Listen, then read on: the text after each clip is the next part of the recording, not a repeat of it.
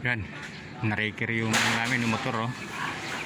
Ano, kahapon lang na-reker motor namin. Ayan oh, mga tropa. Oh, magkano kaya tubos niyan? Kahapon lang, no parking. May simbahan ng Baklaran na nahuli. Meron naman doon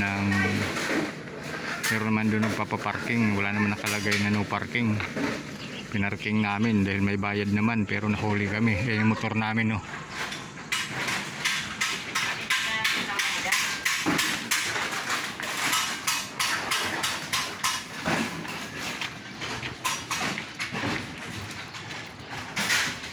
Sa likod ng pader na yan ang office nila.